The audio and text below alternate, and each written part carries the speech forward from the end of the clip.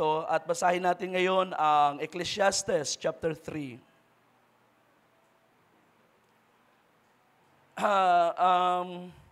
Basahin muna natin ang verse 11 para sa ating teksto. Okay, siguro simulan lang natin sa verse 1. Basahin natin ng buo. Mula verse 1 hanggang verse 11. Pwede ba nyo i-produce na lang sandali? Okay, ang sabi rito sa, gusto kong basahin sa New King James. To everything there is a season, a time for every purpose under the heaven.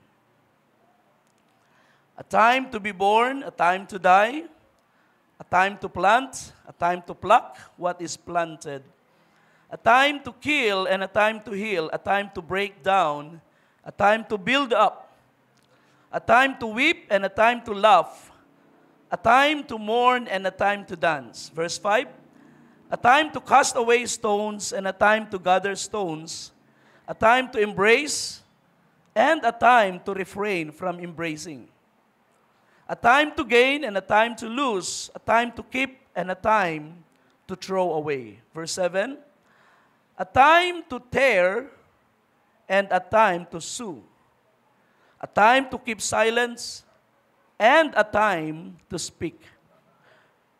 Verse 8, a time to love and a time to hate, a time of war and a time of peace. Verse 9, what profit has the worker from that in which he labors? I have seen the God-given task with which the sons of men are to be occupied. Verse 11, he has made everything beautiful in its time.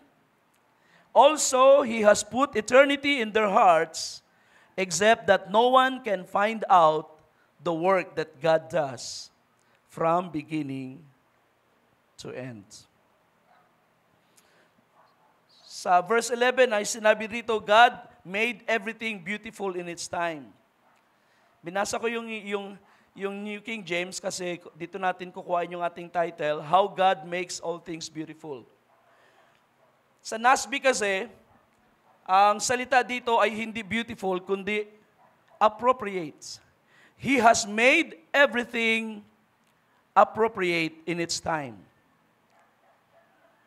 At ako'y nagkaroon ng interest doon sa salita na yon na appropriate.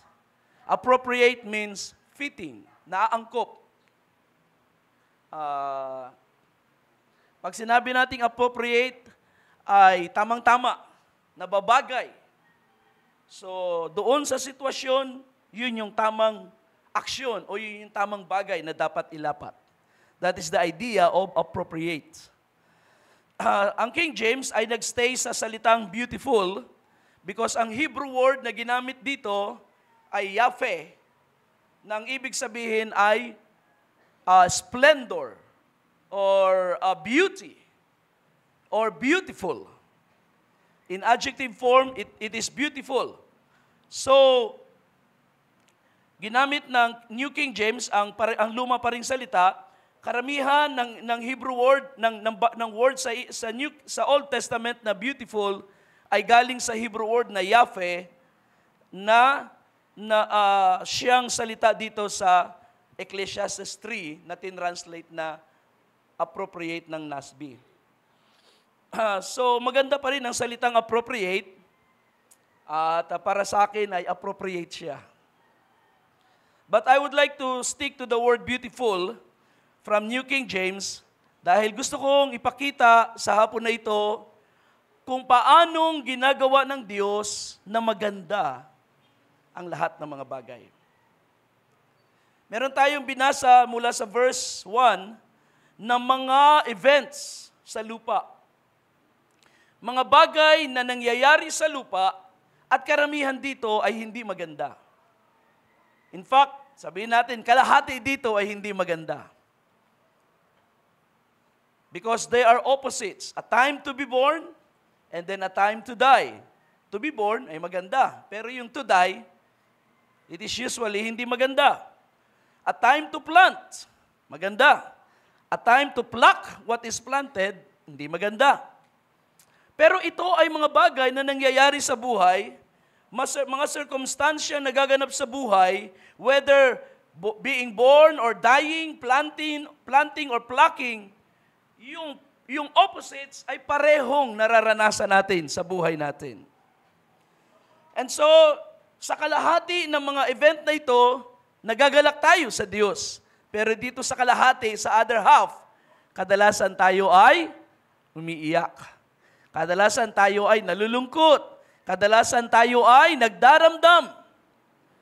And yet, lahat ito ay mga bagay o mga ay nangyayari ayon sa kapahintulutan ng Diyos. Which means there must be something in these events in life, sa mga nangyayaring ito sa buhay natin, mayroong bagay na gustong ibigay at ipakita ang Diyos sa atin. At hindi natin ito makikita unless God makes it beautiful. So, magsisimula tayo sa idea ng maganda. Ano ba ang idea natin sa salitang maganda? Mapapansin natin na tayo sa ating panahon, ang mga tao ay masyadong nakafocus sa tinatawag na, paborito ng aking mga anak, aesthetic. Ang aesthetics ay yung mga bagay na nagpapaganda, nagbibigay ng appeal. Nung ako'y nag-aral ng kaunting panahon sa architecture, mayroong tinatawag na function and aesthetics.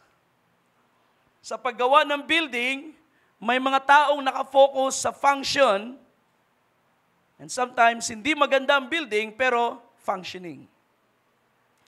May mga tao naman na nakafocus sa aesthetics, pero hindi functional.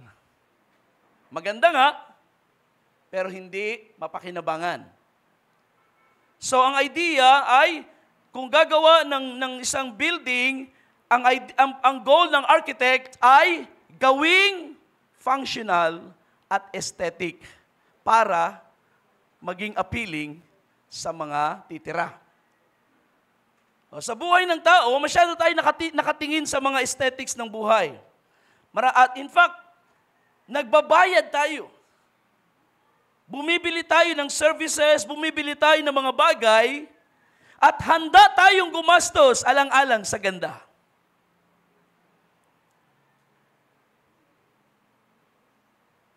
I'm sure lahat tayo rito, especially mga kababaihan, bago lumabas ng bahay, tumingin sa salapin, and we wanted to make sure maganda tayo. Hindi man kasing ganda na kayang gawin ng iba, but at least, pleasing tayo sa paningin ng mga tao. At yan ay natural na bahagi ng ating buhay. Meron dalawang klase ng ganda na dapat nating makita. There is natural beauty and there is manufactured beauty. Ano ang manufactured beauty? Ang manufactured beauty, ito ay ang ganda na bunga ng imahinasyon ng tao. Manufactured. It is something na kailangan niyang i-work out para mag-produce ng isang appealing na bagay. Samantarang natural beauty is something that comes out without being forced. Ang natural beauty ay isang ganda na nakikita na hindi pinupwersa at hindi nangangailangan ng intervention. Ano ba ang mga manufactured beauty na atin nakikita? Well, tumingin kayo sa mga Miss Universe. Tumingin kayo sa mga artista.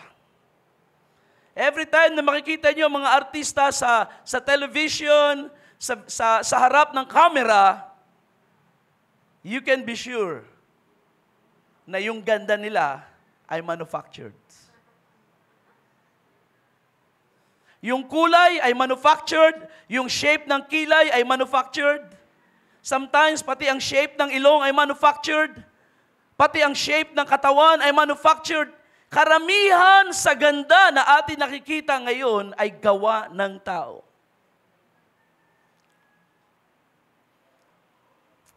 Now, ang ganda ay hindi necessarily masama.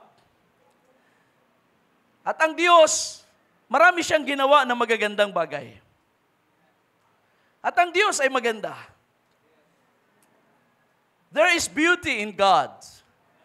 At naniniwala ko ang Diyos ay mayroong natatanging ganda na hindi natin na-appreciate. Hindi lahat ng mga tao ay nakaka-appreciate. Because ang ating konsepto ng beauty ay na-model, kumbaga nagulo ng kasalanan. Kaya ang ating idea sa ganda ay mga superficial na ganda.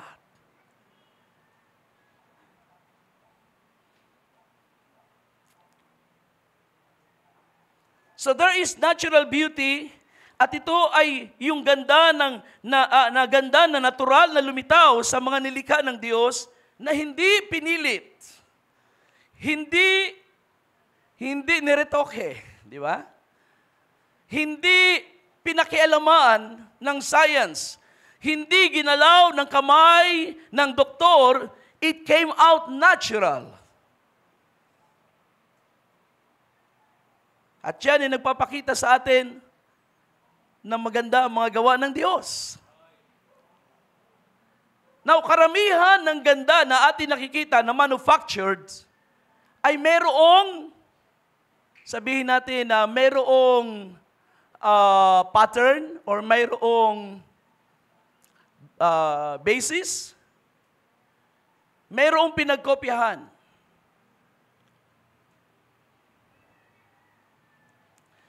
At walang pagkokopyahan ang mga manufacturer, kundi ang natural beauty. But the problem with manufactured beauty, gusto nilang ipakita na mas maganda ang gawa ng tao kaysa sa gawa ng Diyos. There is nothing wrong with a beauty na kinopya sa kalikasan unless hindi na tayo masaya sa natural beauty at tayo ay masyadong naging dependent sa manufactured na ganda. Na para bang mas maganda ang gawa ng tao kaysa sa gawa ng Diyos.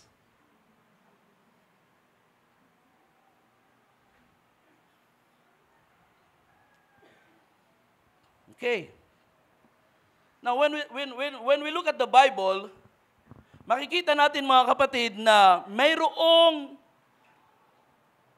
pros and cons ang ganda. Mayroong positive, mayroong negative ang ganda. Gusto kong simulan ito sa mga bagay na negatibo and then we go to the positive parts. Unang-una, beauty can be dangerous. Ang ganda ay pwedeng maging mapanganib. Si Abraham, natakot nung siya nagpunta ng Egypt at ipinakilala niya ang kanyang asawa na si Sarai na kanyang kapatid. Natakot siya sa kanyang buhay, baka siya ipatayin dahil sa ganda ni Sarai. So Abraham was aware sa panahon niya na may mga taong nagpapatayan dahil sa magagandang bagay. At yun ay gustong maiwasan ni Abraham. Of course, nagkamali siya ron, tinuwid siya ng Panginoon, at siya ibinalik sa Kanaan. Pero may marami tayong makikita sa Bible na ang ganda ay naghatid sa kapahamakan. In fact, yung binasa natin kanina sa Genesis chapter 6, ay nagpapakita yan ng ganitong bagay. So let me read Genesis 6 again, verse 1 and verse 2.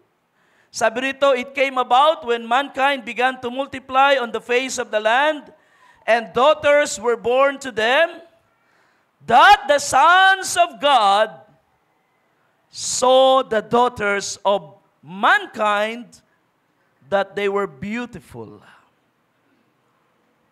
And they took wives for themselves, whomever they chose. Sabihin natin, wala namang masama doon. Nag-asawa lang naman sila eh.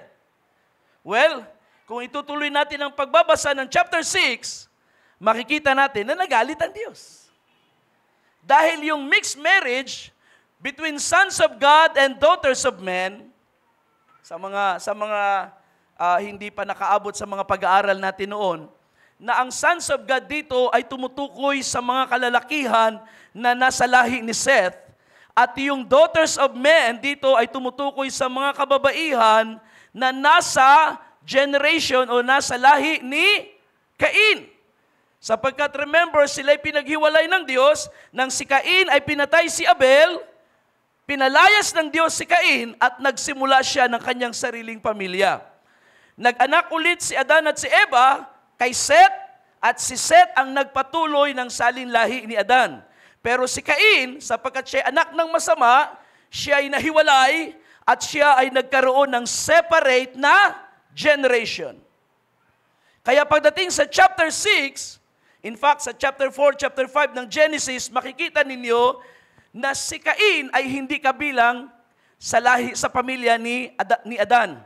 Ang ibinilang kay Adan ay si Seth at yung mga anak nila hanggang sa dumating kay Noah. Si Cain ay hiwalay. Kung siya'y anak ni Adan, siya'y kabilang sa pamilya ni Adan. Pero siya'y inihiwalay. Siya ay nagkaroon ng separate na tribe at nagkaroon ng separate na genealogy. So yan ay biblical na account. Kaya dito sa Genesis 6, ang pag-aasawa dito ng sons of God to the daughters of men ay ang paghahalo ng dalawang generation na yon na magkahiwalay na nagkaroon ng anong tawag diyan? Intermarriage. At anong resulta? Ang mga sons of God ay nakorrupt.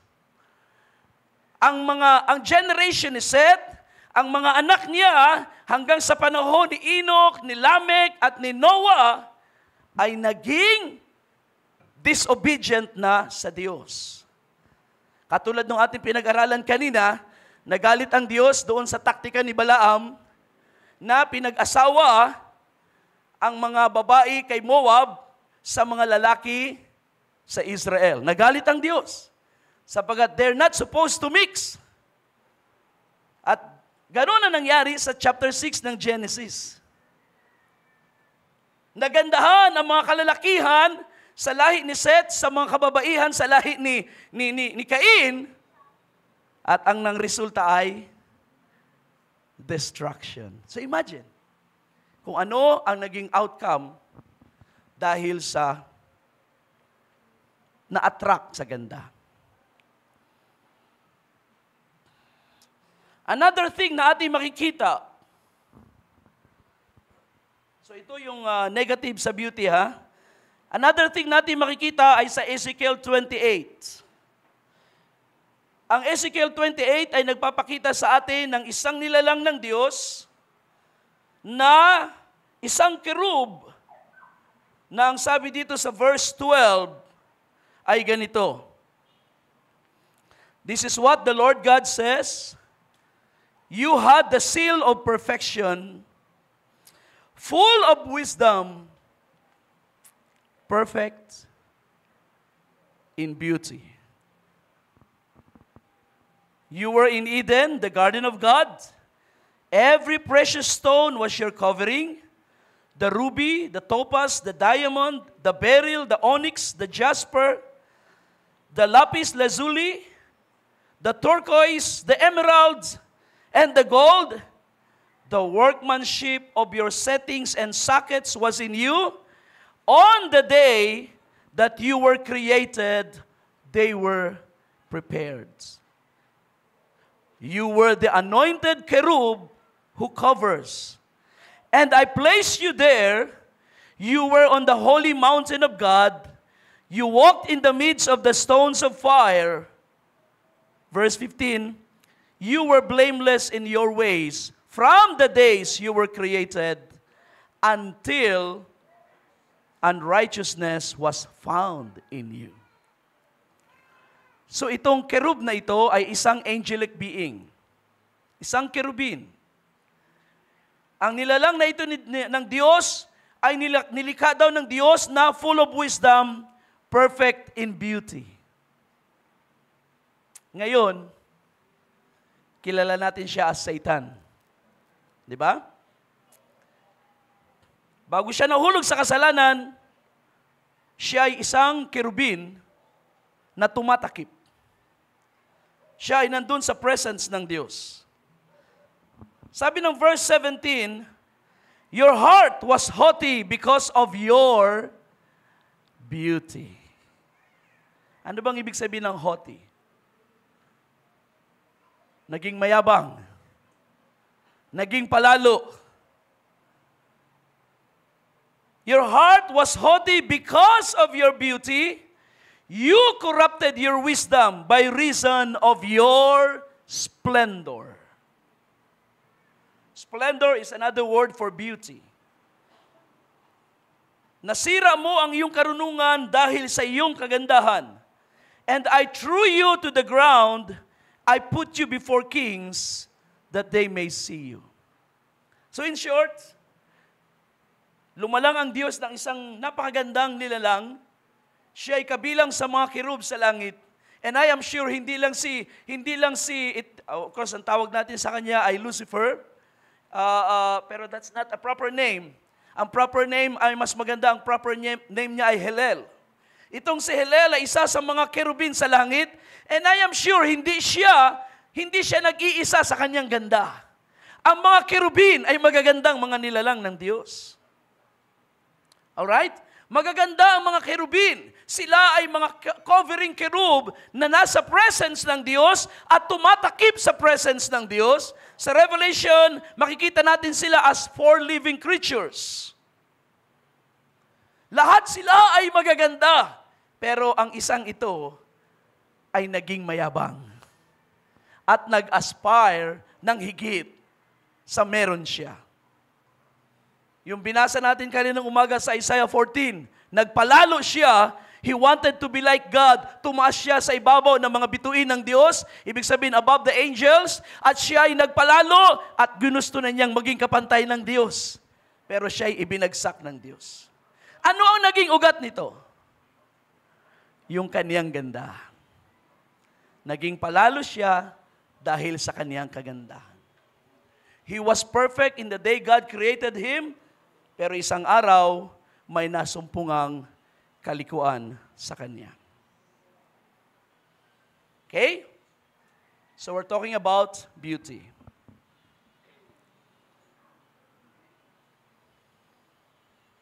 Punta naman tayo sa Proverbs. Proverbs 31. Sabi ng verse 30, charm is deceit, and beauty is vain, but a woman who fears the Lord, she shall be praised.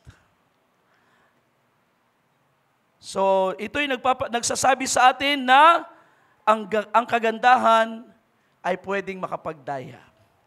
Beauty can be deceiving.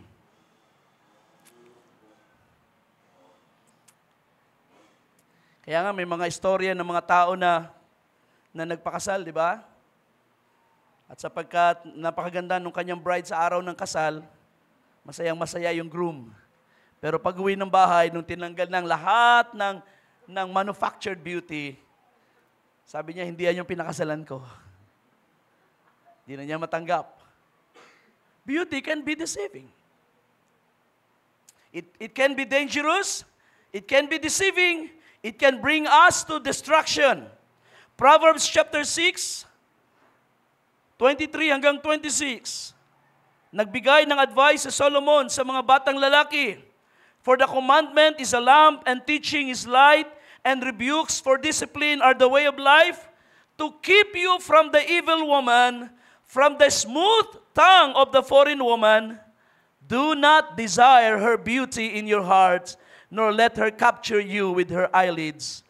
For the price of a prostitute reduces one to a loaf of bread, and an adulteress hunts for a precious life.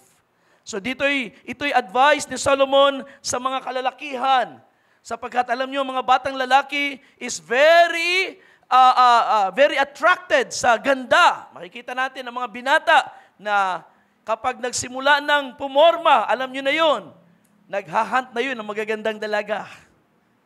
Pag lagi na nagsusuklay, ang mga binata, ay alam ninyo na meron na yung nararamdaman, meron na yung hinahanap ng mga ganda, pumuporma na sa mga kababaihan. Well, sa panahon ng Biblia, ang mga tao hindi masyadong aesthetic. Sa natural na buhay, they live simple lives. Hindi sila masyadong nakatutok sa outward appearance. In fact, sa ganito mga panahon, ang mga magaganda lang talaga ay una, yung mga royal blood, yung mga nasa royalty, because they have to spend money and they have the money to make themselves beautiful. Nag-a-adorn ng kanilang mga katawan, nabibihis ng mga alahas, gumagamit ng mga pangkulay, bumibili ng magagandang damit, and they are actually beautiful. Compared sa normal na takbo ng buhay ng mga tao noon, na kadalasan ang mga damit ay hindi iba-iba ang kulay. Halos pare-pareho. Nasa kakulay ng lupa. Kung hindi black, off-white, brown, beige. Ganun lang ang color ng mga tao sa lupa sa panahon na yun. Because karamihan ng damit noon ay balat ng hayop. Or kung hinabi man, mula sa kung ano-ano mga fiber, hindi masyadong nakatutok sila sa pagkukulay. Ang pagdaday ng mga damit ay ginagawa lang ng mga may pera. Kaya ang mga prostitute, sa panahon na yun, ay talagang maganda rin. They're very, very attractive. Gumagasto sila sa pabango, sa magagandang damit, at sa pagkukulay, at sa mga alahas, because that was their job. To attract men para magbayad sa kanila. That was their job. So, nagamit nila ang kagandahan para magdala sa mga kalalakihan sa kasalanan. That is why beauty can be deceiving. Kahit sa nature, makikita ninyo na karamihan ng magagandang hayop, especially yung mga maliliit na hayop. Halimbawa na lang, I don't know kung aware kayo sa nature. Sa mga palaka, naturally ay disgusting yan sa atin, di ba? Marumi. At naturally sa atin ang mga palaka is black, brown, ganun lang naman yan. Pero may mga certain na mga palaka na very colorful. Matingkad na green, matingkad na orange, matingkad na black, na kapag nakita ninyo, ay talagang masasabi nyo, maganda yung palaka na yun.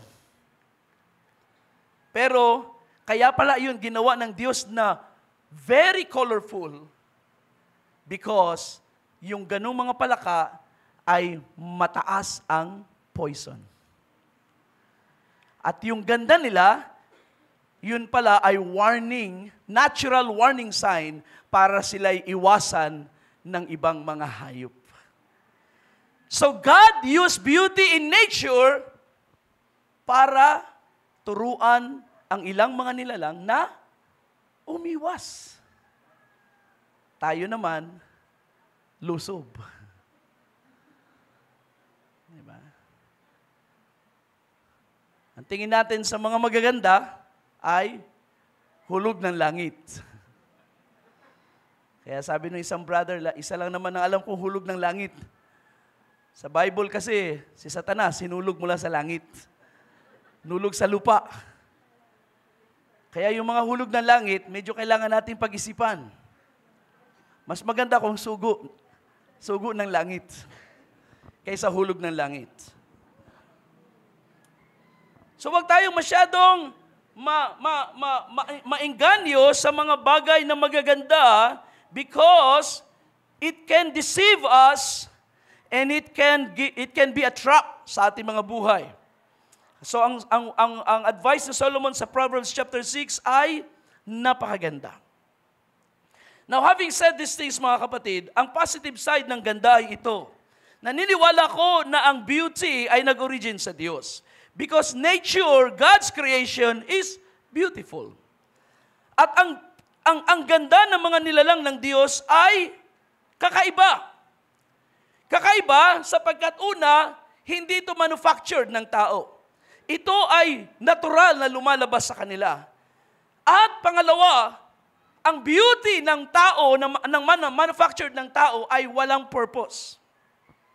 And that is why ang tawag natin dyan ay ano? Vanity.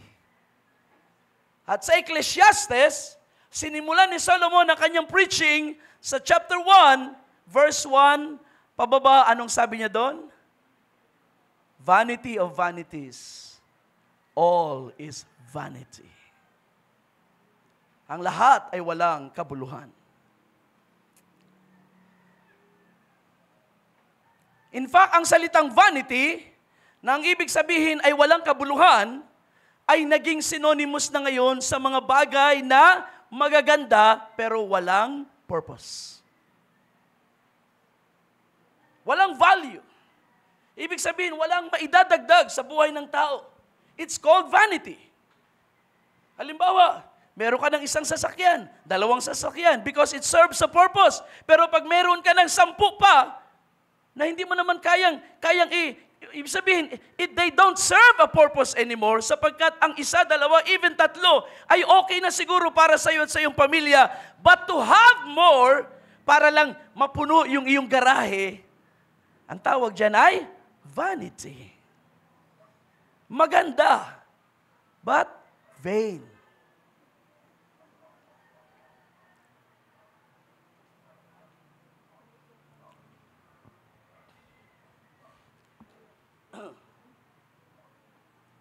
It's vain. Ang natural beauty, it comes with a purpose. Kapag nilikha ng Diyos ang isang bagay na maganda, it serves a purpose. Samantalang ang tao, kapag nagpaganda, meron siyang vested interest, pero hindi ito nakakadagdag ng value sa kaniyang buhay. Maaring sa panahon natin, makikita nyo mga magaganda na artistahin ay yung mayaman. Sabihin natin, okay, may value ngayon ang maganda.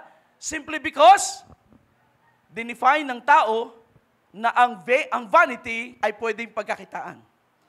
In the same way, na sa ating panahon, ang mga paglalaro ng video games, ng mga online games, na supposed to be ay aksayan ng oras, pero ngayon, may mga kabataan na yumayaman dahil sa mga paglalaro sa online ng mga games na yan at ano pang mga laro na ang laro ay supposed to be pang-ubos lang ng panahon. Pero ngayon, man has turned it into something of value. So that is what we call manufactured. Manufactured purpose. But really, maliban sa pera, ang mga bagay na ito ay walang maidadagdag na value sa buhay ng tao. And that is why, sa description ng Biblia, it's still vanity. And we do not advise our young people na kumuha ng karir sa paglalaro. Dahil ang mga online games nga ngayon, sabi nila ay sports na raw. Kahit pa anong taas ang ilagay, ang paglagyan ng mga laro na yan, it's still vanity sa perspective ng salita ng Diyos. Papakita ko sa inyo kung ano ang tunay na maganda at paano ginagawa ng Diyos na maganda ang mga bagay. Yun ang dapat nating makita. Ang sinasabi ng mundo na ganda ay vanity yan sa harap ng Diyos. Walang kabuluhan. Humahanga tayo sa mga Miss Universe, pinapalakpakan natin sila dahil sa Pilipinas sila at nanalong Miss Universe. Nagagalak tayo at nasisiyahan tayo. Pero this is vanity na pinakikita ng dyablo na may purpose, na para bang may purpose at mayroong pakinabang, pero sa harapan ng Diyos, these are all vanities. So tandaan natin na ang Diyos ay mayroong definition ng kagandahan. Siya ang source ng mga bagay na magaganda, at pag sinabi nating bagay na magaganda, ito ay natural beauty. Ito ay natural beauty na gawa ng Diyos sa kanyang creation at hindi ito manufactured. Alright? So, ipapakita ko sa inyo ilang mga bagay na yan. Una, kung ating titingnan sa Psalm 96, dito sa verse 6, ang sabi rito, splendor and majesty are before Him, strength and beauty are in His sanctuary. Splendor and majesty are before Him, strength and beauty are in His sanctuary. Sa Old Testament times, ang sanctuary na tinutukoy dyan ay yung templo na pinagawa ni Solomon. Sabi ng awit ni David, ang kalakasan at kagandahan ay nasa sanctuaryo ng Diyos. So there is beauty in the house of God. Psalm 27, sabi sa verse 4, one thing I have desired from the Lord, that I shall seek, that I may dwell in the house of the Lord all the days of my life, to behold the beauty of the Lord, and to meditate in His temple. Bakit ninanasa dito ng salmista ang tumira sa bahay ng Diyos? It is not possible sa panahon na yon. Ang pwede lang tumira sa bahay ng Diyos ay ang mga priest. If si David ang umawit nito, it's not possible for him sapagkat hindi siya saserdote, and yet dinidesire niya ang pumasok sa bahay ng Diyos, something na hindi niya magawa, pero dinidesire niya sapagkat nakikita niya na mayroong kagandahan ang Panginoon na sa bahay lang ng Diyos makikita. To behold the beauty of the Lord. Ano itong kagandahan ng Panginoon? Paano natin i-describe ang kagandahan ng Panginoon? Paano natin i-explain ang ganda ng Panginoon? There is beauty in the house of God.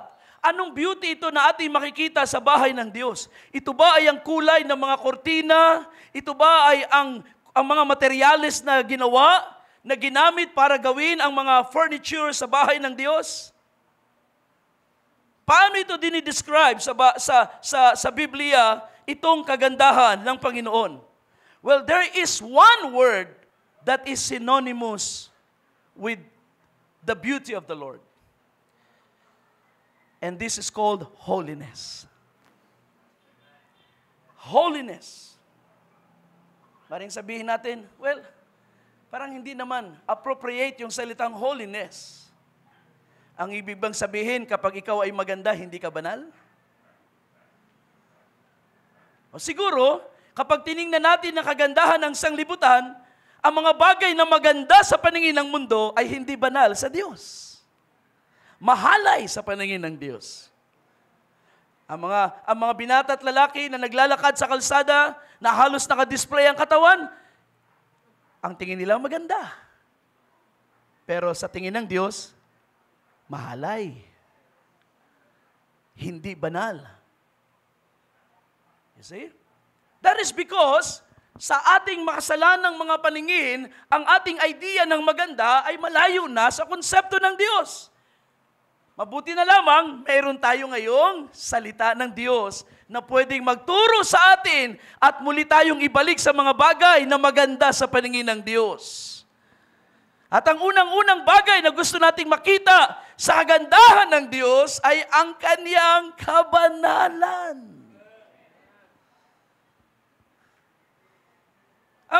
Ang langit ay sumasamba sa trono ng Diyos. At ano ang kanilang awit? Holy, holy, holy is the Lord. That is the only way they describe God sa Kanyang trono. Banal, banal, banal ang Panginoong Diyos. Now, tingnan ninyo ang sabi ng awit, Psalm 29.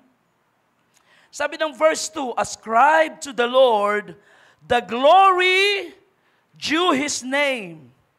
Worship the Lord in holy attire. When we use the word attire, ang ating idea ay yung bihis natin. Attire. Well, that is one. That is true. Pero ang salitang attire dito ay hindi lang tumutukoy sa ating pagbibihis. Ang ibig sabihin dito, sumamba tayo sa Panginoon na naaangkop sa Kanyang kagandahan o sa Kanyang kabanalan. Sa King James, ang sabi rito, worship the Lord in the beauty of holiness. Sa kagandahan ng kabanalan. Ibig sabihin, ang tamang pagsamba sa Diyos ay nangangailangan ng kabanalan. Ang tunay na pagsamba at ang pagsambang tatanggapin ng Diyos ay ang pagsamba na banal. Sapagkat yun yung beauty para sa Panginoon.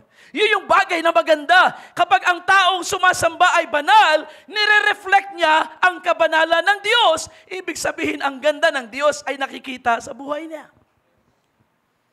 Kaya nga, di ba sabi ko sa inyo noon, kinuquote natin si Brother Branham sa statement na yan, tingnan ninyo ang mga tao sa labas, lalo na mga kababaihan, tingnan ninyo ang bihis, ang kilos ng mga kababaihan.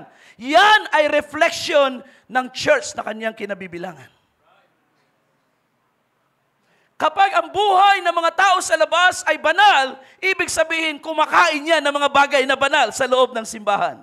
Kapag ang buhay nila ay mahalay, kahit pa sila mahilig sa awit ni Don Moen, kahit mahilig pa sila sa mga awit na mga gospel songs, kung ang kanilang kilos ay mahalay, ang kanilang pananalita ay mahalay, yan ay reflection ng church na kanilang kinalalagyan. Amen.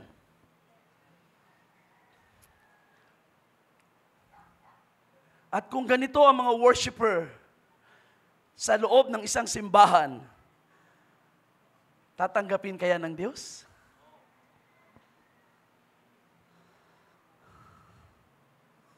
Alam niyo, ang mga Israelites, sabi ni Jesus, tama ang sinabi ni Propeta Isaiah sa inyo, ang bayang ito, sa kanilang mga labi, malapit sa akin.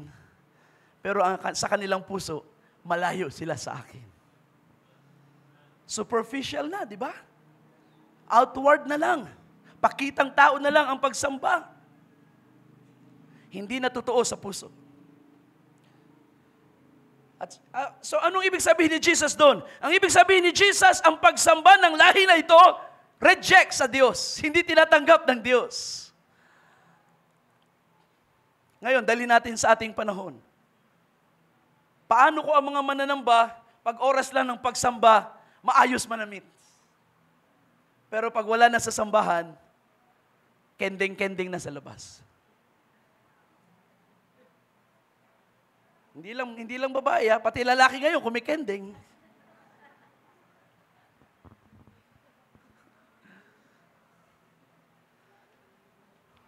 Paano kung sa loob lang ng church sila, banal, matimtiman, magdamit, pero pag nasa kalsada na, ay mahalay na ang kanilang pagkilos, tatanggapin ba ito ng Diyos? Or pagtatakpan ng Diyos sa kanilang mga practices, masarap naman ang awit nyo pakinggan eh. So okay na rin. You see? Ang nais ng Panginoon, ang kanyang mga worshiper ay sumamba sa kanya sa kabanalan. Therefore, ang kabanalan na ito ay hindi lamang dapat nagmamanifest sa loob ng gawain, sa oras ng panahon ng pagsamba, kundi ang kabanalan ay buhay.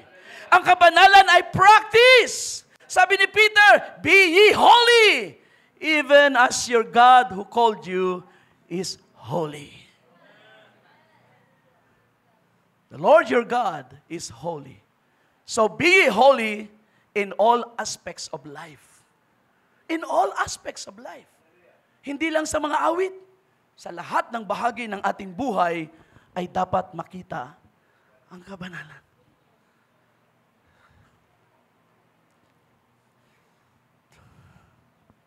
I am telling you mga kapatid,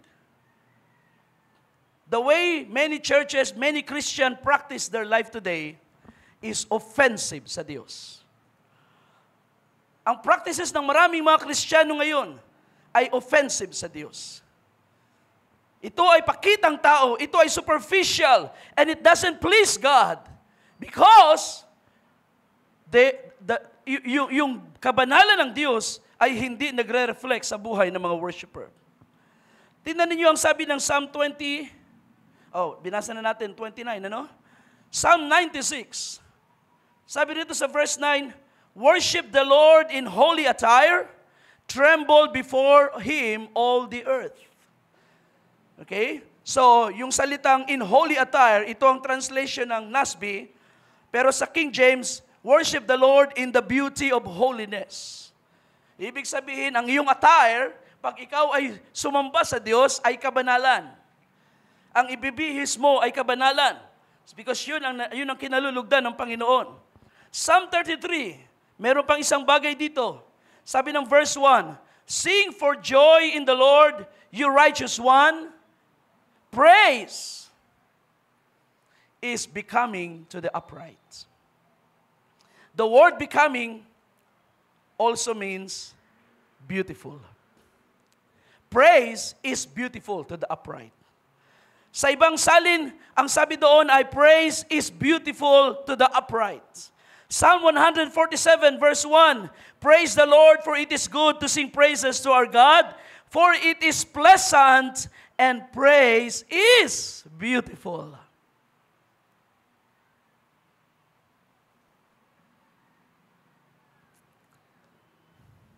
Kaya kapag kayo ay nagpupuri sa Diyos, nasisiyahan ng Diyos. Dahil yun ang maganda sa kanyang paningin. That's what pleases God. Bakit maganda sa Diyos ang mga pagpupuri? Well, pwede rin nating sabihin na may mga pagpupuri na hindi nagagandahan ng Diyos. Kapag ang mga pagpupuri ay hindi totoong pagpupuri, superficial. Kapag ang mga pagpupuri ay hindi sincere na pagpupuri. Ibig sabihin, meron lang tayong vested interest sa Diyos, purihin natin ang Diyos para matuwa lang siya, pero hindi talaga tayo interested na sumunod sa kanyang kalooban. Ang mga pagpupuri ay pwede maging superficial at hindi lahat ng pagpupuri ay kalulugdan ng Diyos. But ang tunay na pagpupuri ay maganda sa paningin ng Diyos. Kapag ang kanyang mga tao ay nagpurit, nagtaas ng kamay, at sila'y nagagalak, at sila'y pumapalakpak, at sila'y sumisigaw na sa kagalakan na tinataas ang pangalan ng Diyos, nalulugod ang Diyos. Alam niyo kung bakit? Sapagkat ang mga pagpupuri na ito ay gawa ng Diyos sa buhay natin. Ang mga pagpupuri na ito ay resulta ng mga ginawa ng Diyos. There is the difference. May mga pagpupuri na para bang pinabribe lang natin ng Panginoon, baka sakali makuha natin yung gusto natin, pero may mga pagpupuri na kaya ako humihiyaw ay sapagkat mayroong ginawa ang Diyos sa buhay ko. And that's the reason I praise Him. And that is beautiful in the sight of God. So, makikita natin na ang tunay na kagandahan sa paningin ng Diyos ay resulta ng kanyang mga gawa. Sa nature, merong natural beauty, gawa yan ng Diyos. Sa buhay ng tao, there is the conflict of good and right and wrong, good and evil. At ang buhay ng tao na na-capture ng kasalanan, ay para bang hindi na pwedeng magbigay ng kapurihan sa Diyos. Pero kapag ang Diyos ay nakapasok sa buhay ng tao, kahit na gaano pa karumi at gaano kabigat ang kasiraan na nagawa ng dyablo sa buhay ng tao, kapag ang Diyos ay nakapasok, ang Diyos ay nagsisimulang gumawa sa Kanya. Right? Nagsisimulang gumawa ang Diyos at ang mga gawa ng Diyos ay nagbabalik ng kapurihan sa Kanya. And it is beautiful in the eyes of God. Maging ang kabanalan. Alam niyo ba ang kabanalan? Hindi natin pwedeng i-manufacture yan. No. Kahit pa sabihin na papasok ka ng church, tapos maganda ang damit mo, mahaba ang palda mo, hindi kita ang cleavage, lahat matimtiman ang iyong damit. Pero that is not only, hindi lang yan ang basihan ng beauty or ng holiness. Kasama dyan ang bibig mo, kasama dyan ang iyong damdamin, kasama dyan ang iyong behavior, kasama dyan ang iyong response sa salita ng Diyos. Ibig sabihin, ang kagandahan na ang kabanalan ay dapat nagpe-penetrate sa buong pagkatao mo. Hindi lang yung mahabang buhok, tapos na. Hindi lang yung mahabang damit, tapos na. It is all of your life. Every aspect of your life becomes holy in the eyes of God. Yan ang nais ng Panginoon.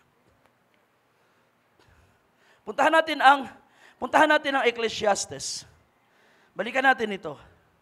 Gusto ko ipakita sa inyo kung paanong ang mga bagay na pangit sa paningin ng tao ay pwedeng maging maganda kapag ang Diyos ay gumagawa.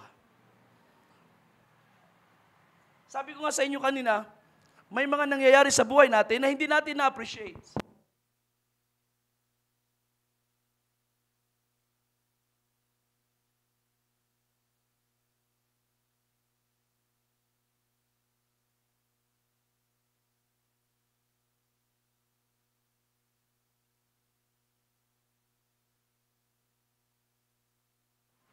Bakit?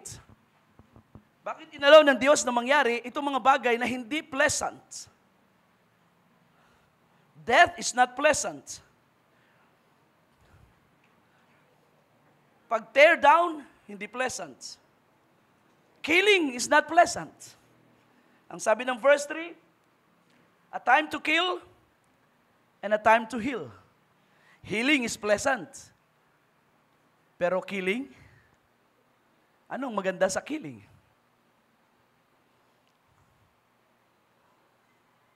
A time to weep, sabi sa verse 4, and a time to laugh. Laughter is good. But weeping,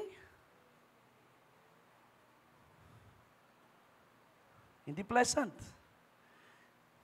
Kaya nga, nakikita niyo mga kapatid, noong unang panahon, ang mga stand-up comedian ay makikita nyo lang sa mga bar. Pero ngayon, marami ng stand-up comedian na hinahire, inuupahan ng mga simbahan for entertainment purpose. Sipin nyo. No? Now, hindi ito yung mga stand-up comedian sa labas na marumi ang bibig. Meron actually Christian stand-up comedians. No, na they make a living out of jokes, of comedy skits, at sila ay nagpapaupa sa mga simbahan to do stand-up comedy sa kanilang church para ma-entertain ang mga church-goers. Dati sa mga events lang yan, pero ngayon, nasa loob na ng sanctuary, part na ng service. Why is this happening? Because weeping is not pleasant. Laughter is always pleasant. Para bang sa loob ng church, mas gusto ng mga taong magtawanan kaysa umiyak. Mas gusto ng mga taong magtawanan, ma-entertain, ngumiti. Yun bang tatawa tayo sa mga pangangaral, laging may jokes. Di ba sabi ko nga sa inyo, kapag ang mga preacher mahilig gumamit ng mga illustrations at tayo natatawa sa illustration, pag uwi natin, mas naaalala natin yung joke ng pastor kaysa sa title ng kanyang sermon. Why is that? Because we have the tendency na ma-entertain sa mga jokes. And that is why hindi advisable ang mga jokes sa pulpits. Hindi dapat ito minimix sa mga pangangaral especially. Because ang tao ay merong tendency na to go with laughter kaysa sa conviction, kaysa sa mabigat na mga aral na magtuturo sa kanilang mag-reflect, mag-meditate, o kaya naman right there ay magsisi sa isang kasalanan. And we don't have it as much as we used to. Bakit? Well, that's our time. Alright, so that is how we see it in Ecclesiastes chapter 3. Pero mayroong bagay dito na sinabi dito sa ating text, no, He has made everything beautiful in its time. So, ginawa daw ng Diyos ang lahat ng mga bagay na maganda sa kanyang panahon. Yun ang salin. Yun ang eksaktong salin. Sa kanyang panahon. Hindi sa His time o sa panahon ng Diyos, kundi sa panahon ng bagay na yun. Of course, yun ay panahon ng Diyos. Pero ang focus ay doon sa object, sa thing. He has made everything beautiful in its time. So paano ito ginagawa ng Diyos? Well, tingnan natin ang mga elements na nagbibigay, na nagko-contribute sa ganda ng gawa ng Diyos. Una, there is the thing. To everything. Okay, so there is the thing. A time to be born, so that's the thing, yung being born, and a time to die. So there is, yung death, that is the thing. Kung maganda ang birth, bakit hindi maganda ang kamatayan? Hindi natin na-appreciate ang kamatayan, pero kapag ang Diyos ay gumawa, it can be beautiful. It becomes beautiful. Bakit? Because sa bawat bagay, sabi ng verse 1 na ating teksto, to everything, there is a season. Okay? To everything, there is a season, and then a time to every purpose under the heaven. So, ibig sabihin, ang anumang bagay na pinapahintulot ng Diyos na mangyari, it happens, the thing happens with a purpose, and it happens at the right time. Kapag ang isang bagay ay nangyari sa tamang panahon at ayon sa purpose na ginawa ng Diyos, na dinesign ng Diyos, then ang bagay na yan ay maganda. Naintindihan ninyo? Ang bagay na yan ay maganda. Yun ang ibig sabihin ng ating teksto sa verse 11. He has made everything beautiful in its time.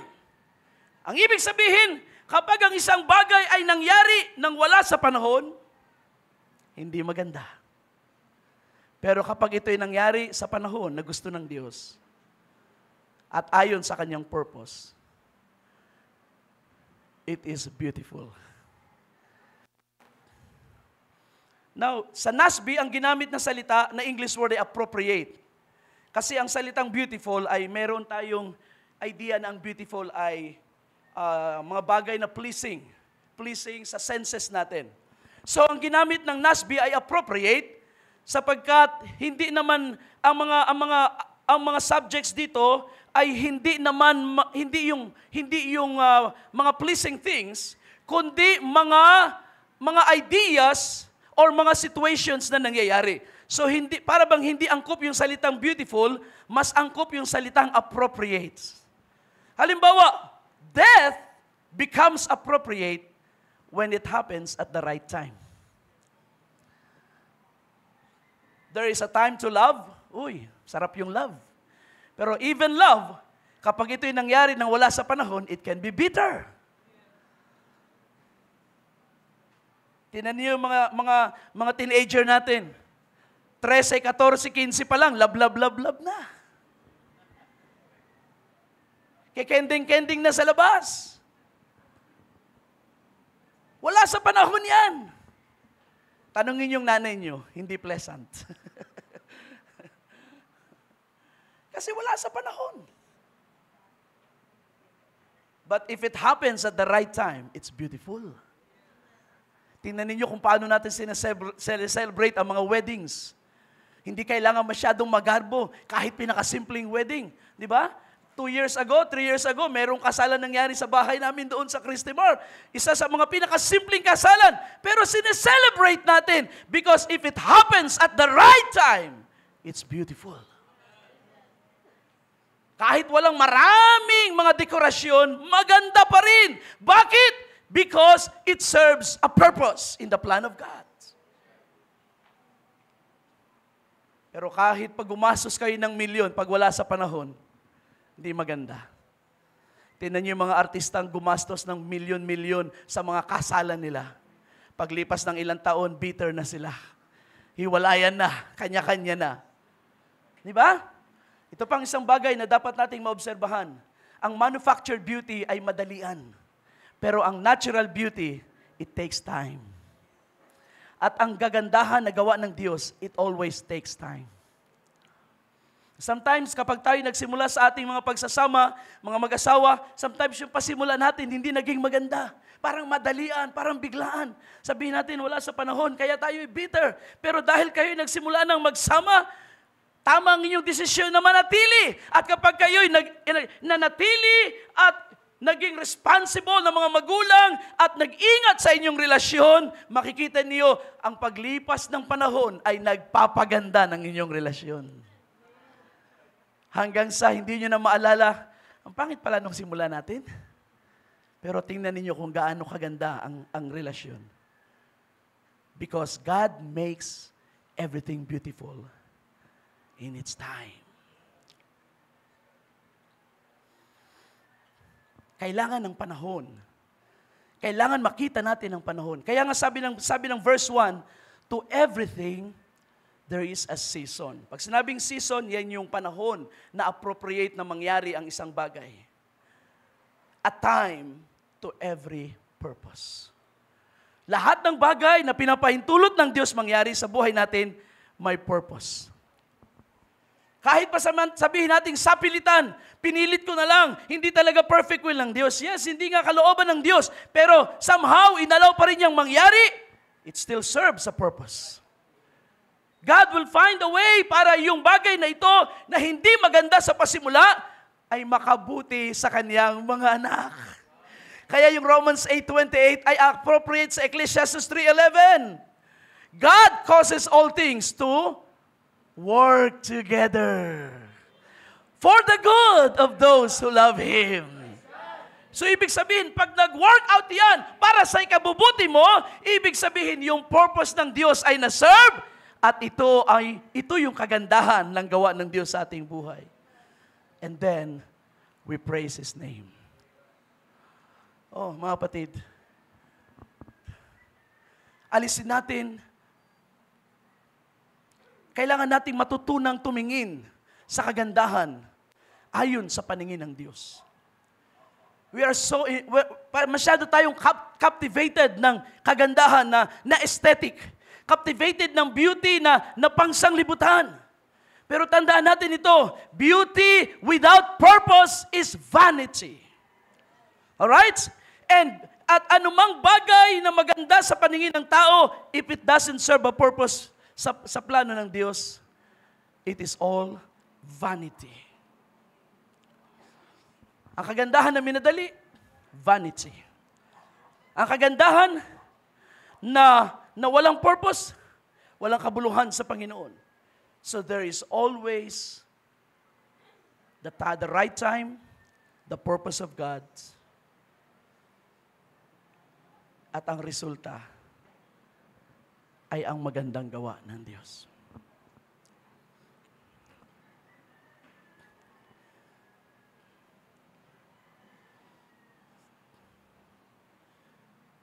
Kaya nga ibang perspective, ibang pagtingin ng mga may edad sa kagandahan kaysa sa mga younger generation. Because the younger generation, ang standard ng kanilang kagandahan ay yung nakikita, nararamdaman, natitikman, nalalasahan. Ito yung mga bagay na maganda para sa mga taong kulang pa sa karanasan. Pero paglipas ng maraming panahon, nakikita natin ang ganda ay iba na. We see beauty kahit sa mga bagay na ang tingin ng sanglibutan ay hindi na maganda.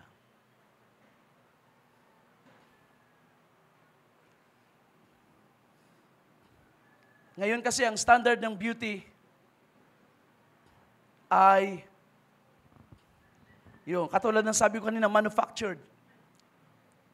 Naglagay sila ng image ng isang babaeng maganda, and then ito ang ginamit na pattern para sa mga kababaihan. This is what is beautiful.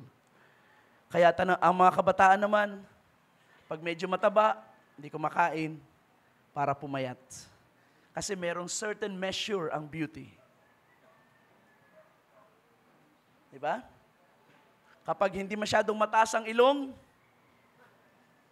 gagastos para itaas ang ilong. Pag hindi masyadong singkit, masyadong dilat ang mata, gagastos para gawing singkit. Sapagkat meron tayong picture ng isang bagay na maganda.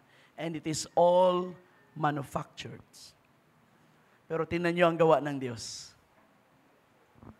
Kapag ang mga anak ng Diyos ay pumupunta sa kanyang bahay-sambahan, hindi sila tinitingnan ng Diyos sa ganda ng damit, sa klase ng materialis ng kanilang pananamit. Kahit walang kulay na damit, kahit simple lang na pananamit, ang mas hinahanap ng Diyos ay yung kabanalan. Right? Ang hinahanap ng Diyos ay ang kanyang kabanalan. You want to worship me in holiness, in the beauty of holiness. At kapag yun ay nakita ng Diyos, masaya ang Diyos sa kanyang trono. Yun ang dapat nating i-practice, mga kapatid. Alala ko na ako'y binata pa. Siyempre, mga binata, kami naman ay marami, yung mga kalalakihan sa amin, marami kasi mga binata sa amin nung young people ako. Talaga namang pagpumorma, siyempre, forma sila ayon sa kaya nila. Kapag kami nagpormahan noon, feeling namin, gagwapo na namin. Nagpaplano kayo, pupunta kami ng Baklaran. Alam niyo sa Baklaran, maraming free size na mga polo. Maraming free size na polo dyan at 65 pesos lang. So, tuwan-tuwa kami pag nakapamili. Pagdating ng Sunday, kanya-kanyang bihis na yan. Hindi ako bumibili ng RTW na pantalon. Nagpapatahi kami doon sa Alabang. Bibili ng tela, sa uni-wide sales, tapos ipapatahi. At meron kaming tabas na gusto namin. So, yung vanity ng mga kabataan ay talagang naranasan din namin yan. Na nag-church na talagang gustong pumorma. So, isang araw, nakapasyal ako sa ibang bahay. So, yung bihis ko na gandang-ganda at gwapong-gwapo ako. Pagdating sa ibang bahay, sabi ng komentary, sinong matanda ang bisita natin? Sinong matanda ang bisita natin? Lola yun ni Sister Joy. Napagkamalang matanda ang bisita nila dahil sa damit ko.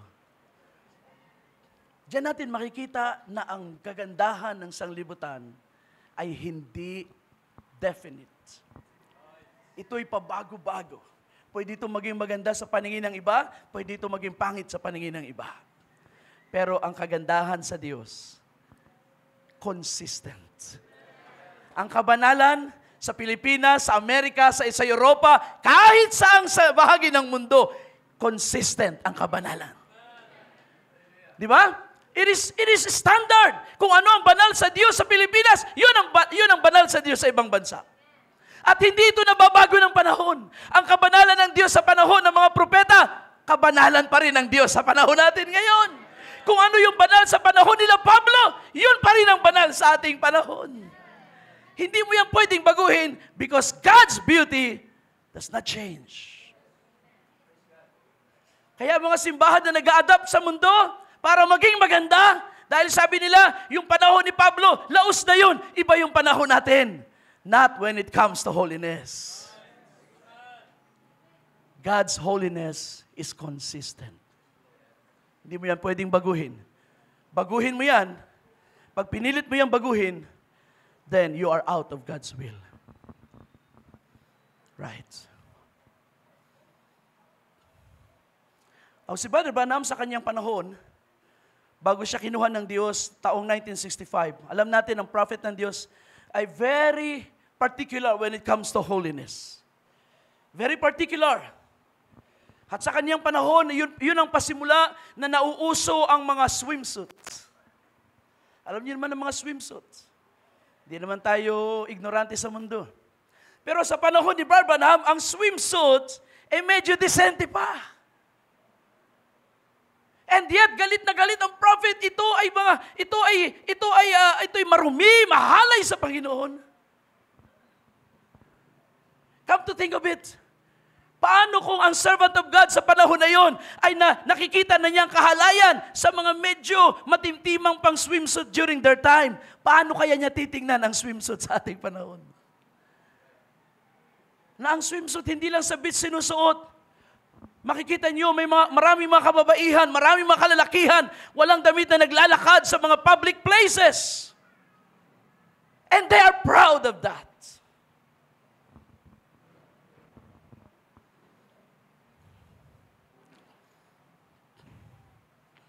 Kahit nga sa ating generation lang, ang generation ngayon at ang generation 50 years ago, ang laki ng difference pagdating sa pananamit. Nung tayo maliliit pa, yung mga may edad sa atin, nung tayo maliliit pa, tinuturuan tayo ng ating mga magulang na magbihis ng maayos. Kahit mahirap tayo, hindi tayo basta-basta nagsusuot ng mga damit na butas-butas. Right?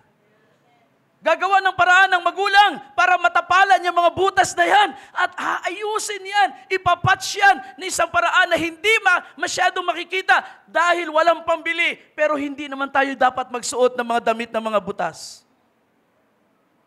Pero ngayon, tingnan ninyo, gaano karaming butas ang mga damit ng tao. Mga maong na, isipin mo, gutay-gutay na maong. Nabibili ng libo-libo. At pagkatapos, sinusuot. Ganoon ang pagbabago ng standard ng tao sa mga bagay na maganda. Noong unang panahon, ang mga butas-butas na damit ay pangit. Pero ngayon, yung pantalon na walang hiwa, hiwaan yan. Yan ang maganda. Yung mga damit ng haba, putulan yan sa gitna hanggang sa makita yung pusod. Yan ang maganda. Pero ang standard ng Diyos ng ganda, consistent. Holy is always holy. From time eternity, sa nakalipas hanggang sa time eternity na ating papasukin, ang kabanalan ng Diyos ay hindi magbabago. It will remain. Hallelujah! At yan ang nais ng Panginoon na ibihis natin, mga kapatid. Naniniwala ko na kapag na-capture tayo ng kabanalan ng Diyos, it will affect everything in our life. Pananamit, pananalita, ang lahat na ng bahagi ng ating buhay, maaapektuhan ng kabanalan ng Diyos. And that will make you beautiful in the eyes of God. Pero, gaya ng sinabi na Ecclesiastes 3, it takes time para makita natin ang ganda. And some of us, hindi agad nag-practice ng mga Christian practices sa pasimula na tayo naging mga mananampalataya sapagkat hindi pa tayo namumold ng salita ng Diyos. Hindi pa tayo na-impluwensyahan ng salita ng Diyos. Pero dahil lagi tayo nakababad sa gawain, nakikinig ng salita ng Diyos, hanggang sa ang salita ng Diyos nakakapasok sa ating mga puso. Hanggang sa unti-unti, nakikita na ang kabanalan ng Diyos. Nagre-reflect na ang holiness ng Diyos. Yung mga bagay na tumatakip sa natural beauty ay nawawala. At lumilitaw ang holiness na nais ng Panginoon. Kaya kapag sinabi ng mga tao, bakit kayo mahahabang buhok? Bakit ang mga sisters sa inyo mahabang buhok? Hindi lang yan. Maayos din ang kanilang pananamit. At hindi lang yan sa church ginagawa, pati sa bahay, buhay nila yan. Para namang, masyado naman kayong extreme. Hindi ito extremities. Hindi ito extreme practices. Extreme lang ang dating sa ating panahon kasi nga iba yung nakasanayan natin. Pero ito ang kalooban ng Diyos. At hindi lang sa mga kababaihan nyo dapat makita ang kabanalan, mga kalalakihan. Kailangan matuto rin tayong kumilos ng banal. Kailangan i-reflect din natin ang kabanalan ng Panginoon sa ating buhay sa labas ng gawain. Pag kayo nasa trabaho na, paano kayo makitungo sa inyong mga office mates? Pag kayo nasa mga public places, paano kayong kumilos?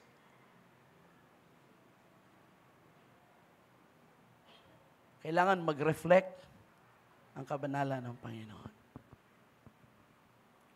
Well, mga kapatids, naniniwala ko sa bagay na ito. Tapusin natin. Sabi sa dulo ng chapter 3, sa verse 9, what benefit is there for the worker from that in which he labors? Ano daw ang pakinabang ng nagpapagal sa kanyang pinagpapagalan? So that is a question na tinatanong ng mga tao, ano bang pakinabang sa mga bagay na nangyayari? We don't see it until God works in it. I have seen the task which God has given the sons of mankind with which to occupy themselves. So nakita ko daw ang mga bagay na pinapagawa ng Diyos, ibinigay niya sa mga anak ng tao para kanilang pagkaabalahan. So itong mga nangyayari, itong mga events, wars, and etc., yan ay bahagi sa mga bagay na pinahintulot ng Diyos na mangyari.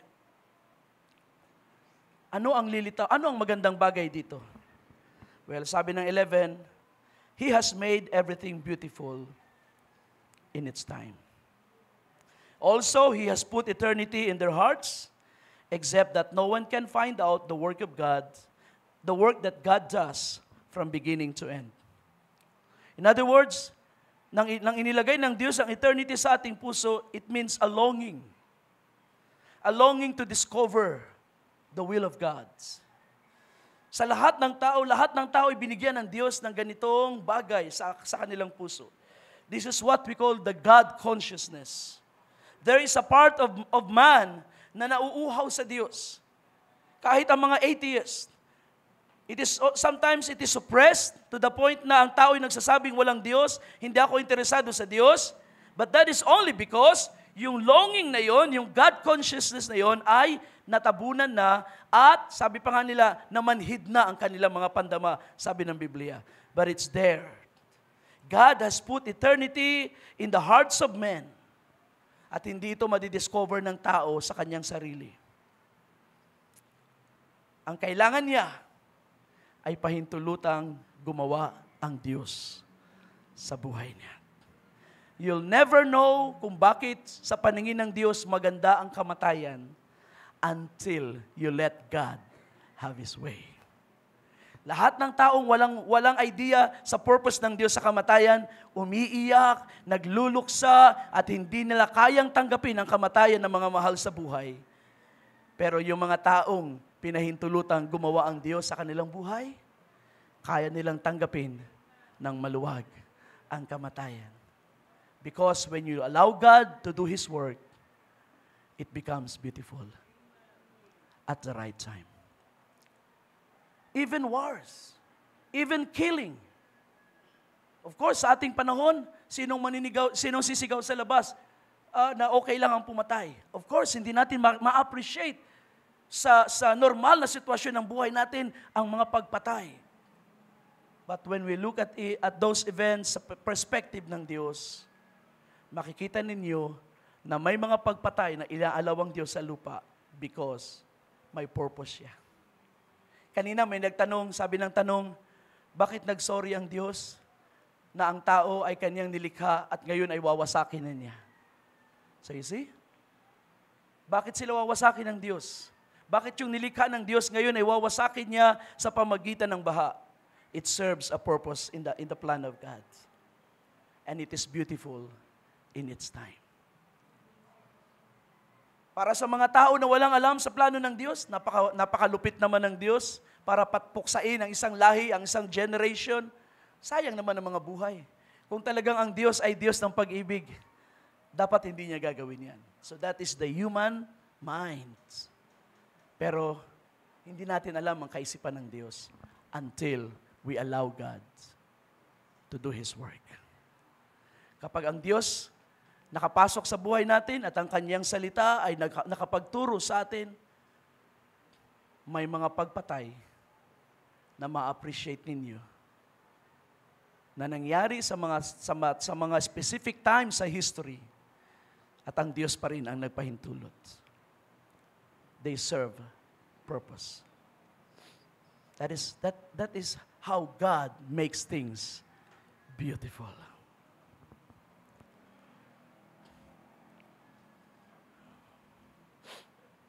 Well, last thing bago tayo tumayo,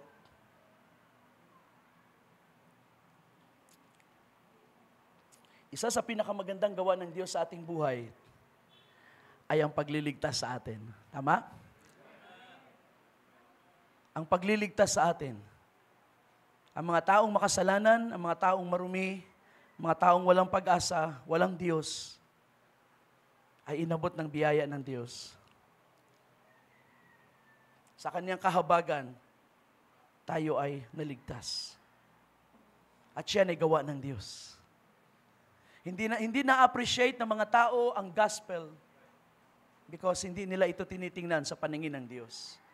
Hindi sila nagsisit in sa Word of God para makita nila why God is doing this. Pero tayo, na-appreciate natin ngayon ang gawa ng Diyos sa ating buhay. And one of the most beautiful thing na ginawa ng Diyos ay ang tayo ay iligtas. Kaya salamat sa Diyos na nagligtas sa atin. Amen. Purihin ang Panginoon. And that is why ang Biblia rin na nagsasabi na yung mga nagdadala ng mabuting balita, anong sabi doon? How beautiful are the feet of those that bring good news. Alam nyo, yung mga nagdadala ng gospel sa panahon na yun, well, maybe not sa ating panahon, kasi marami ngayong prosperity gospel. Pero sa panahon ng Biblia, ang mga nagdadala ng mabuting balita ng kaligtasan, hindi sila nabuhay na magara, komportable. Basahin ninyo ang account ni Pablo, ang buhay ng mga gospel preachers ay masyadong mahirap. Maraming sacrifices. Nung isang araw, tumawag ang aking bayaw. Sabi niya, Kuya, ano bang pwede mong may advice sa akin sapagkat parang panahon na ngayon, ako ay dinadala ng daddy niya. Sabi niya, nadala ko ng daddy ko ngayon at ang mga kapatiran sa isang outreach nila sa Cebu, sabi niya ay gusto ng mga kapatiran na magkaroon na sila ng pastor at ako ang kanilang pinipili na magpastor. Well, ang sabi ko sa kanya, among others, sabi ko sa kanya, ang pagpasok sa ministry ay hindi career, hindi profession, hindi ka papasok sa ministry para gumanda ang iyong buhay. Ihanda mo ang buhay mo sa mga struggles, sa mga kahirapan, sa mga problems, because that is the very nature of ministry. Marami kang haharaping problema, marami kang haayusing problema, marami kang kabigatang papasanin, because that is the work of ministry. Ang buhay ng servants of God ay hindi magiging komportable sa lupa. To the point na parang napaka-special niya at siya'y above the people of God. That is not the servant of God. Ang servant of God will be full of travails, full of weeping, full of struggles, full of problems. Sapagkat marami siyang papasaning problema, hindi lang sarili niyang problema ng buhay ng ibang tao, ay kanyang papasanin because that is the nature of the work. Kaya nga, ang buhay ng mga tagapagdala ng Ebanghelyo sa outward na perspective ay walang ganda. Pero sabi ng Diyos, how beautiful are their feet. Anong ganda ng kanilang mga paa? Anong ganda ng kanilang mga paglakad, ng kanilang mga hakbang? Pupunta sa isang lugar para mag-minister sa mga tao. Kahit walang sasakyan, pupunta because pupunta sila ron hindi para magpasaya, kundi para mag-serve. Kahit hindi komportable ang mga sitwasyon, they go places because they are called to bring good news. Nawa ang mga kabataan sa ating panahon, sa panahon na ito ng ating ministry, ay tumingin sa ministry Not as an option. Na baka isipin ninyo, kung hindi ako magiging career person, kung hindi ako makapag-aral, mangangaral na lang. Pero kung ako'y makakapag-aral, hindi na lang ako mangangaral. Ayokong gawin ninyong option ng buhay ninyo ang ministry. It must be a choice directed by God in your life. Ang Diyos ang nagbigay sa inyo ng desire at ang Diyos ang nagdedirect ng inyong mga buhay. Not an option. Kasi minsan may mga tinitrain tayo sa ministry, pero pag dumating na yung opportunity na, may iba ng opportunity sa buhay, nakakalimutan yung desire na matrain sa ministry. Magfo-focus ngayon sa ibang career ng buhay. That is not how ministry should be. It's a calling. God is drawing you to Himself. And I will tell you, it's a different life. It's a different life sapagkat sa buhay, sa ministry, marami kang mga privilege at mga opportunities na kailangang palagpasin para sa Panginoon, para sa kawan ng Diyos, para maituro ang salita ng Diyos. That's why ang ministry, it is never a career na pwede nating piliin. If you're not called for the ministry, you are not called. If you are called, you have no option but to obey God.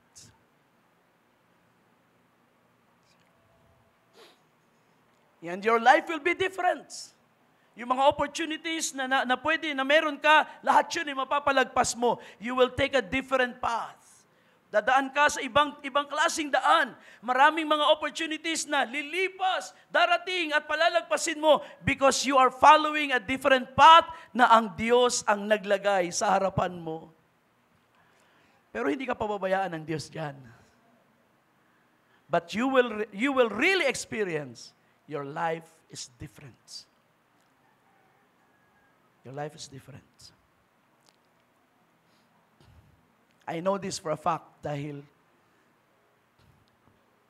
ito yung daan na pinili ng Panginoon para sa akin. At simula nung sinundan ko ang daan ng Panginoon para sa aking buhay, it took me to a different path.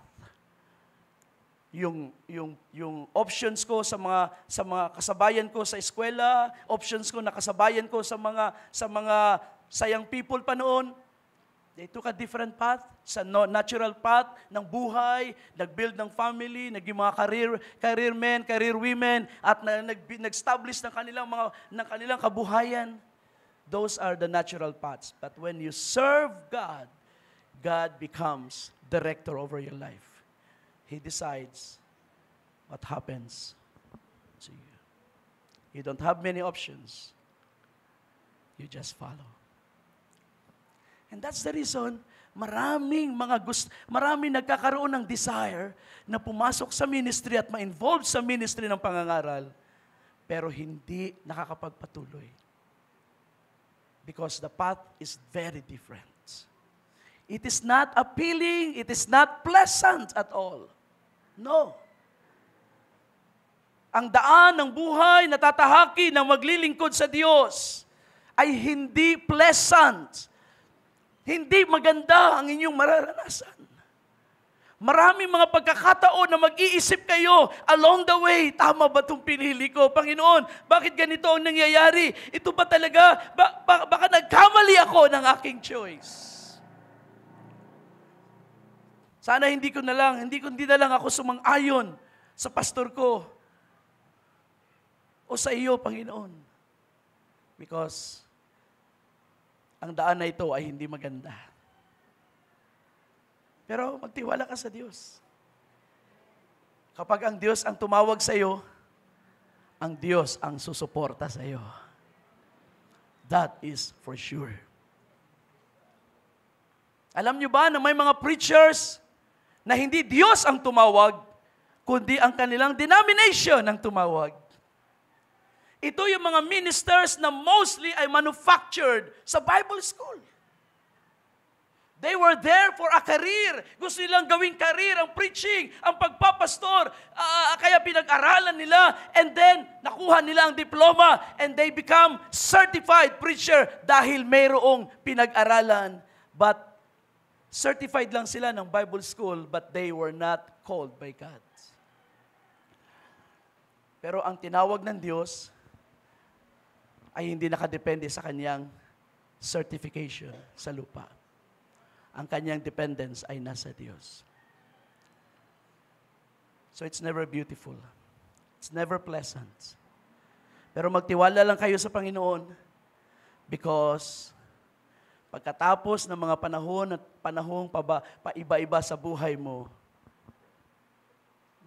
you come to a point of time in your life na sasabihin mo rin, ang ganda ng ginawa ng Diyos. At ang choice ng Diyos para sa iyo is the best na inalat ng Diyos. God makes all things beautiful in its time. Amen? So, God bless you all. Nawa ang inyong mga choices at ang inyong perspective sa buhay ay i-guide ng principle na ito. Pagpalain kayo ng Panginoon. Amen. Praise God. Let us all stand. Meron pa tayong pag-uusapan, mga brothers, mga workers. Pag-usapan natin sandali ang ilang bagay. Pero sa oras na ito, let's take time to worship the Lord. I just want to sing one song. The old song.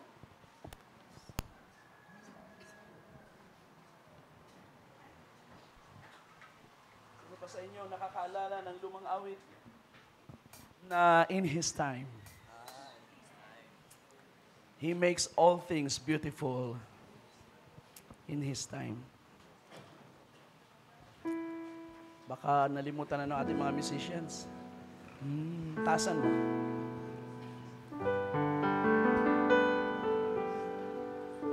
In His time, in His time, He makes all things beautiful. In His time, Lord, please show me every day as You're teaching me Your way, that You do just what You say in Your time. In Your time. In Your time.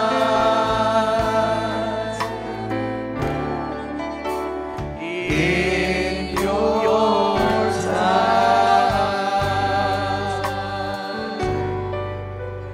You make all things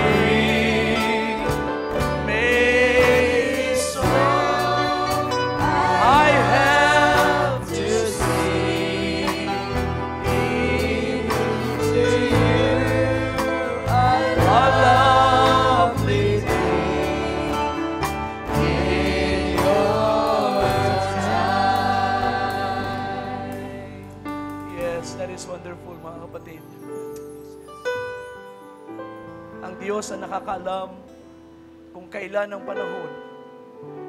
And when the time comes, we will rejoice. Pero hanggat hindi dumarating ang panahon, manatili tayo sa Kanyang kalooban. Huwag tayong lalabas. Huwag tayong hahakbang sa ating sariling paraan. Katulad ng ginawa ni Sarai, nagkaroon siya ng idea kung paano mangyari ang kalooban ng Diyos. Sapagkat siya ay nagmamadali at ang resulta ay hindi maganda. Pero nang dumating ang panahon ng Diyos, hindi mahalaga kung ugod-ugod na si Abraham o kung patay na ang katawan ni Abraham at ni Sarai. Hindi mahalaga kung ano ang kanilang outward appearance. Ang mahalaga, ang purpose ng Diyos ay dumating sa tamang panahon. At ang resulta ay napakaganda. At ang bata ay tinawag na Isaac. Isaac means laughter. Pagkatapos nilang magtiis, pagkatapos nilang magtiyaga, sinuklian sila ng Diyos ng kasiyahan. Because God makes all things beautiful in His time. Kaya magtiwala tayo sa Kanyang panahon, mga kapatid. Kapag ang Diyos ay hindi pa niya sinasabing this is the time, stay in His will. Manatili tayo sa Kanyang kalooban.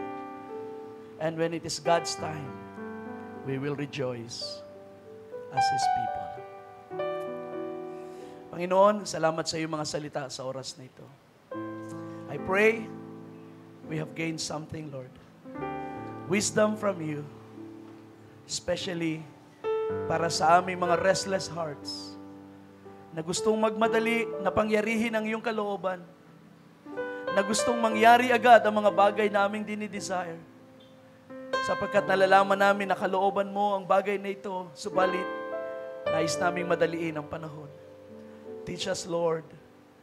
Turuan mo na ikalma namin ang aming mga kalooban at huwag sumabay sa agos ng panahon ito, kundi sumunod lamang sa iyong paghakbang.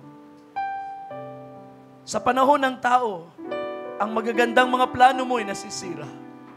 Subalit sa iyong panahon, kahit ang pinakapangit sa aming buhay ay nagiging maganda sa iyong kamay. I give you honor, Lord, especially sa panahon na ito ng gawain. Marami kaming pressures na nararanasan, especially financial pressures, Panginoon, because we have this desire na maitayo ang isang bahay-sambahan para sa iyong gawain.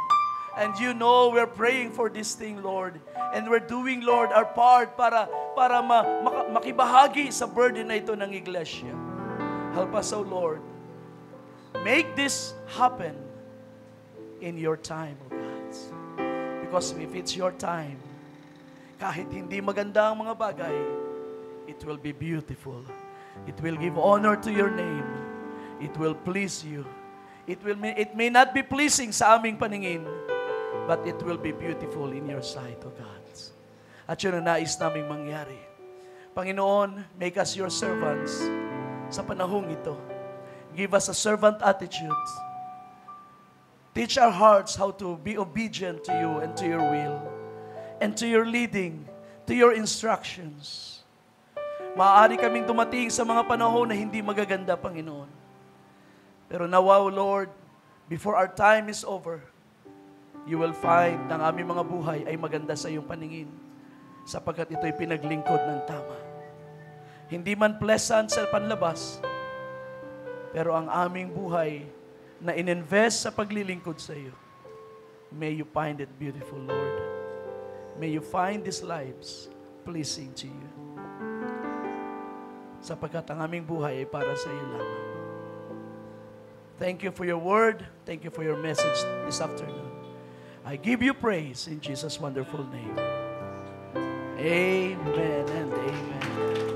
Praise the Lord, praise the Lord. Hallelujah, hallelujah. Ang lahat ba'y nagagalak sa Panginoon? Amen. Thank you, Lord. Hallelujah sa iyong magagandang mga gawa. God bless you.